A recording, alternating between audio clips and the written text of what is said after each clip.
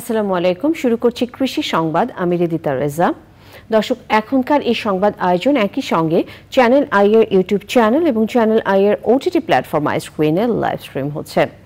রোহিঙ্গা অনুপ্রবেশ, মাদক চোরাচালান ও জেলেদের নিরাপত্তার কথা ভেবে টেকনাফের নাফ নদীতে গত ৭ বছর ধরে মাছ আহরণ বন্ধ রয়েছে। এতে করে বেকার হয়ে পড়েছে অনেক জেলে। শিগগিরই নাফ নদী খুলে দেওয়ার দাবিতে মানববন্ধন করেছে জেলেরা। কক্সবাজার থেকে সররাজু মানিকের পাঠানো তথ্য, ভিডিওচিত্রে সুলতানা হিমুর রিপোর্ট। বাংলাদেশ ও মিয়ানমারের সীমান্ত জুড়ে রয়েছে নাফ নদী। ২০১৭ সালে ব্যাপক হারে রোহিঙ্গা অনুপ্রবেশের পর মাদক চোরাচালান বন্ধ ও জেলেদের নিরাপত্তায় মাছ ধরা বন্ধ ঘোষণা করা হয়। নাফ নদীতে মাছ ধরার উপর নির্ভরশীল ২০,০০০ জেলে বেকার হয়ে পড়ে। এর মধ্যে ১০,০০০ জেলের জেলে কার্ড রয়েছে।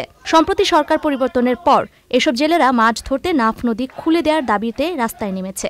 আমাদের কেন এই অধিকার থেকে বঞ্চিত করা হলো, এটার ব্যাপারে আমরা উদ্যোগী যারা কর্মকর্তা আছে তাদের প্রতি আমার আবেদন, আমরা নাম নদীতে যেন মাছ শিকার করতে পারি। এমনও জায়গা না যে কেউ ওরা শ্বাস করে খাবে।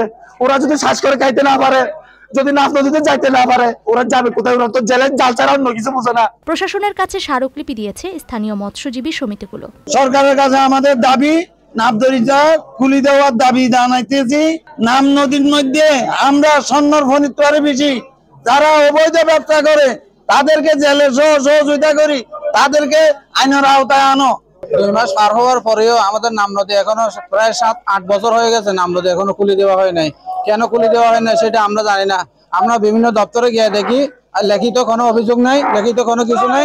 ২ মাসের জন্য লিখিত আছে, তারপরে আমাদের এই নাম নদীটা কি কারণে আমাদের অধিকার থেকে বঞ্চিত করলো। নাফ নদী বন্ধ থাকার জন্য আপনাদের যে সমস্যা হচ্ছে, এই সমস্যাটা ইতিমধ্যে ইউনুসের ফোনে একাধিকবার মন্ত্রণালয়কে জানানো হয়েছে এবং মন্ত্রণালয় থেকে বলা হয়েছে যে তারাও এই বিষয়টা দেখতেছে এবং বিজিবি এবং কোস্টগার্ডের সাথে আলোচনা করে এটা খুলে দেওয়া যায় কিনা এটা তারাও চিন্তা ভাবনা করতেছে। দাবি মানা না হলে কঠোর কর্মসূচির ঘোষণা দিয়েছে টেকনাফের জেলে সম্প্রদায়।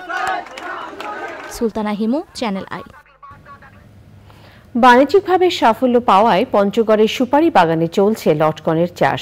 কম খরচ ও পরিশ্রমে ভালো ফল পাওয়ায় বাড়ছে লটকন চাষের পরিধি। পঞ্চগড় থেকে রহমান মুকুলের পাঠানো তথ্য, ভিডিওচিত্রে সুলতানা হিমুর আরও একটি রিপোর্ট।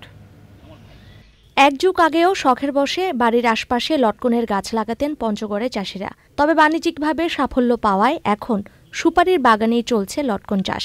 এতে স্থানীয় চাষিদের আয় বেড়েছে। সুপারি গাছ ছিল, এর ফাঁকে ফাঁকে আমি লটকনের চারাগুলো লাগাইছি। সহজে এই ফলটা পাওয়া যায়।